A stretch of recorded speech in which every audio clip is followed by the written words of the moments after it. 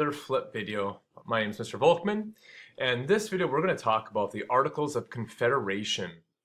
More specifically, we're going to look at the frustrations and problems that arose because of these articles. So we look at the 40 years after the Revolutionary War and how the country attempted to run itself. However, before we actually get into talking about the Articles of Confederation and everything that came with it, I want to take a moment and actually read some of the actual document. So I'd like you to read with me. If you want, you can mute my voice and read it for yourself.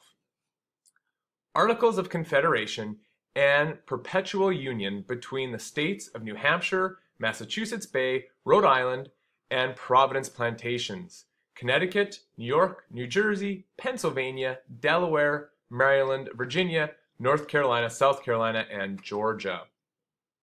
Article 1. The style of this confederacy shall be the United States of America. Article 2. Each state retains its sovereignty, freedom, and independence, and every power, jurisdiction, and right which is not by this confederation expressly delegated to the United States in Congress assembled. The said states hereby severally enter into a firm league of friendship with each other for their common defense, the security of their liberties, and their mutual and general welfare, binding themselves to assist each other against all force offered to or attacks made upon them, or any of them, on account of religion, sovereignty, trade, or any other pretense whatever. And we're going to stop with reading the first three articles. Sounds pretty good, doesn't it?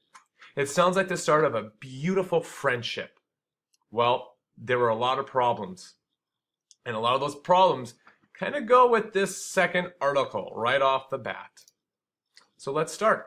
However, before I get to the first slide, I just want to remind you, the student, that this video is for educational purposes. It's not meant to be watched for purely entertaining, even though I make a darn good entertaining video. What this means, like we practice in class, if there's something that you don't understand, please pause the video. It's these two, like, has this symbol right there. You can't see me pointing. Pause the video, rewatch it. If there's something that answers one of my questions that you will answer at the end of this video, rewind the video to go back over it. Don't be afraid. Educational video means you need, or you might need to, rewatch some moments of it. To pause it, to take down notes, or if I tell you to pause the video to think of something, actually do that. Let's begin. So we'll talk about kind of the road to the Constitution. What was the Articles of Confederation actually about? And why did they end up leading to our Constitution that we have now? Well, the Articles of Confederation was the government's plan to run the country. The Articles created a loose union where each state had only one vote in Congress. Now think about that. The itty bitty little states like Rhode Island had as much voting power as the bigger states like Massachusetts, which had a lot of people. What do you think? Is that fair? They called this Articles of Confederation a League of Friendship, which is interesting. Why would they use League of Friendship? Congress could declare war. They could raise an army or navy. Congress could actually print money. Never a good idea, though. They could set up a postal system, like a post office. They could make treaties. And Congress was the last resort to end disputes between states that weren't getting along. Now, again, this sounds pretty good, doesn't it? However, there was a lack of a strong central government, and this was really the undoing of the Articles of Confederation. Many people viewed a strong government with fear. A central government is like the federal government. It's the people who run the country, or person who runs the country. They were afraid of tyranny, someone who'd take power for themselves and abuse it, like King George. As a result of this fear, they viewed Congress more as a place for like diplomatic meetings. Remember, this is a league of friendship. They're going to be buddies. They're going to come to Congress and talk about things, not necessarily make laws and rules. As a result of these two items, there were some consequences. The biggest weakness in the Articles of Confederation is that Congress could not levy taxes on the states. They could not regulate the trade either. They couldn't decide who was going to trade with who or what rules were going to be set up. States themselves actually taxed imports coming into their own state, whether it was from another country or from actually another state. So if Congress needed money, they had to go to the state legislatures and ask for the money, like the picture here shows. Of course, states could easily say, no, we're not going to give you money. So there was no federal money. It's never a good idea for Congress to print money either.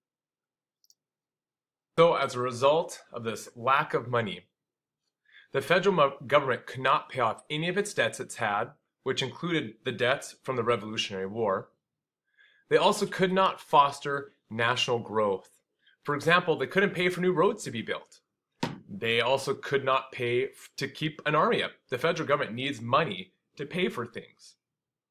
Now you may be wondering, well, if the states weren't giving money to the federal government, what were they doing?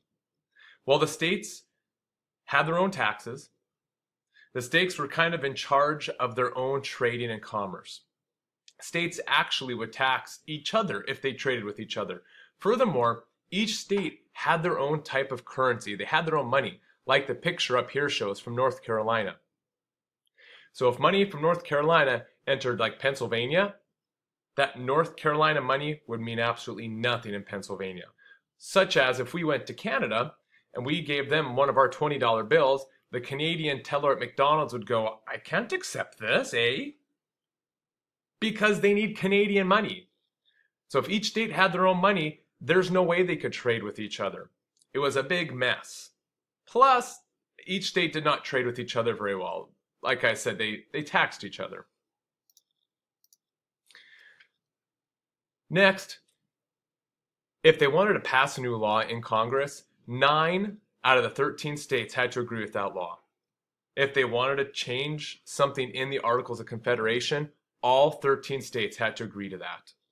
I want you to pause the video and ask yourself, what's good about having these two rules? What's bad?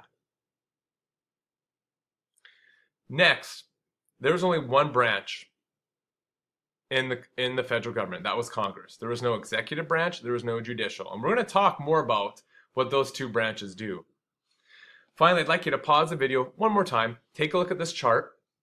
The left side shows all the weaknesses of the Articles of Confederation. The right side kind of talks about why those things were bad. I would not write down and copy this whole chart. Maybe choose one, maybe two things about the chart that stick out to you. Next up, this chart here is just showing the consequences to having weak Articles of Confederation. It's much like the previous chart that I just showed you. There's some things that are added. So again, pause the video, read through this on your own, please.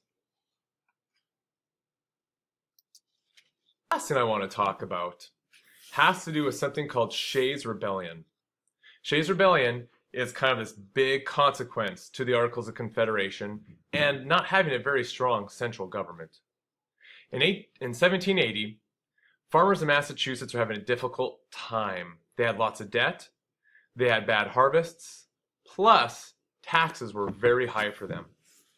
Now you think the government would help them? No. The state government in Massachusetts did not help the farmers one bit. In fact, sheriffs and tax collectors would seize land from farmers who couldn't pay their debts.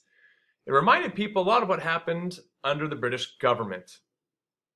So with all these angry feelings coming to them, reminding them of how the British government did not treat them kindly with taxes and tax collectors, men started to rebel. In fact, a farmer by the name of Daniel Shay, who was a soldier in the American Revolution, led a rebellion. They closed courts. They actually tried to capture the federal arsenal in one of the states. They harassed merchants, lawyers, and supporters of the state government.